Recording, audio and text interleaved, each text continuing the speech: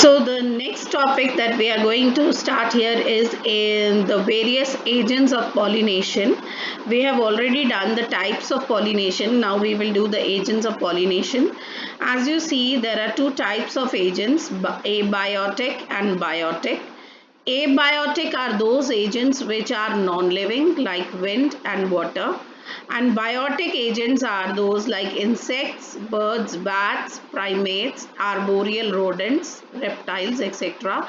That means which are living. So these are the topics that we are going to study here.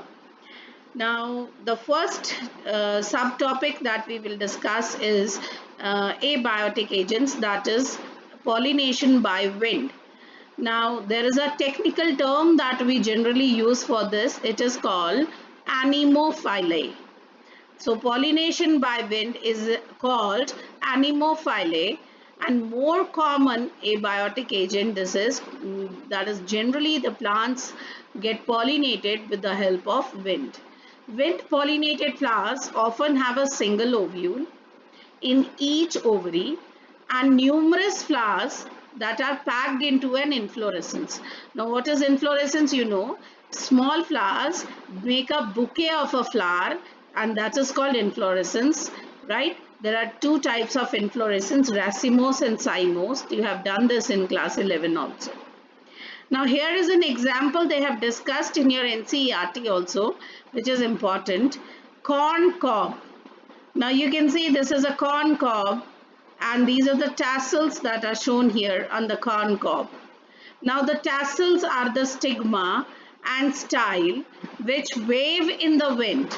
Now these are the tassels which will wave in the wind, and they will try to trap the pollen grains which are flying around by the help of wind. So the tassels are actually, these tassels are actually the stigma and style which will wave in the wind, and they will try to trap the pollen grains. Wind pollination is quite common in grasses. Next, children, you can see is here flowers. Now this question generally is asked that what type of flowers are produced if the plant is being pollinated by wind. So here let me show you some important points. Number one is flowers produce large amount of pollen because we know that probability here will decrease if the pollen grains are less in amount. So to increase the probability or to increase the chances of pollination, large amount of pollen grains are produced, so that when wind carries them, they can, or the probability of the pollen grains to reach the stigma increases. Next point is pollen grains are light. Of course, they should be light, then only they can be flown away by the wind, and they should be non-sticky, because if they are sticky, they won't fly around by the wind. So the pollen grains are light and they should be non-sticky. Next point is they often possess well exposed stamens. Yes, of course, if the stamens are not well exposed, or if the stamens are being obstructed by petals, then the pollen grains won't fly easily, right? There will be an obstruction.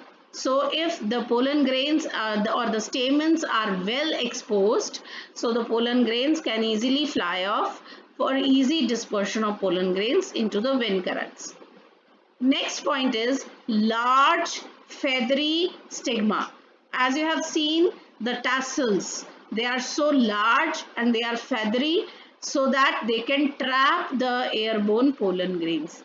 So these are the feature, or these are the characteristics of the type of flower which are being pollinated by wind. This is called wind pollination. So this question generally comes that what type of, or what are the characteristics of flower which are pollinated by wind.